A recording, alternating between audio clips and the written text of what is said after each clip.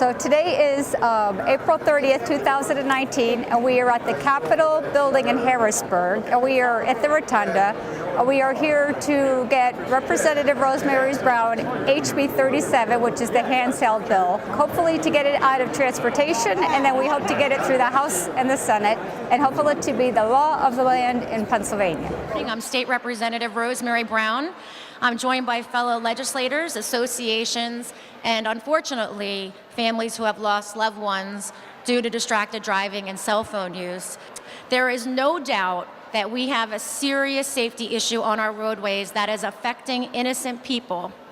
And if you look into the windows of other cars as you pass by, you can see the tremendous amount of drivers texting and looking at their phones rather than at the roadway.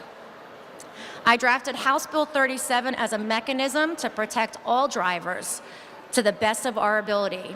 The legislation aims to get the phone out of the driver's hand, change behaviors, and focus on the road. My name is Jody Bales.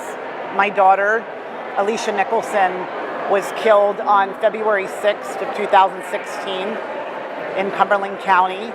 She was killed by a woman that was later found guilty of texting and driving.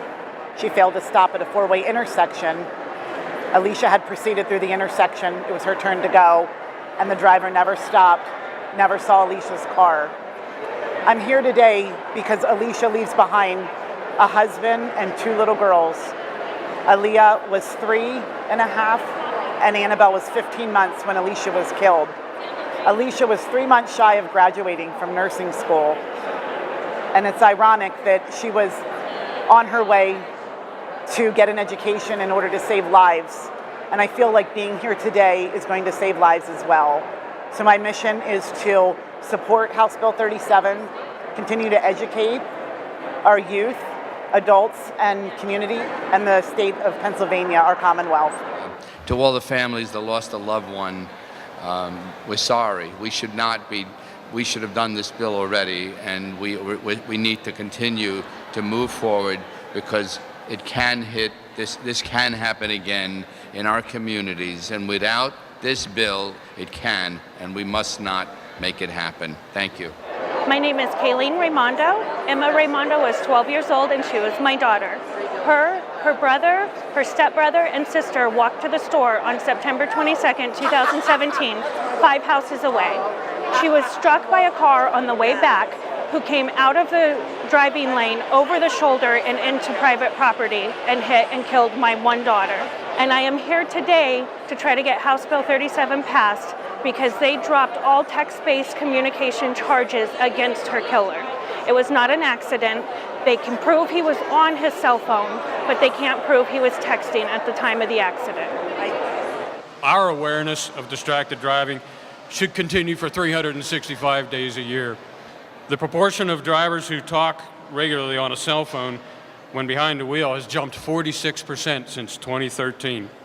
Nearly half of drivers report recently talking on a handheld cell phone while driving, and 35% have sent an email message or text message. And despite their behavior, 58% of the drivers say talking on a cell phone behind the wheel is a serious threat to their personal safety, while 78% believe the texting is a significant danger. Drivers talking on a cell phone are 4 times likely to be involved in a crash, and those who are texting are 8 times likely to be involved in a crash. A AAA Foundation study found that after a driver has finished making a call, tuning a radio, or composing a text, that distraction can last for an additional 27 seconds.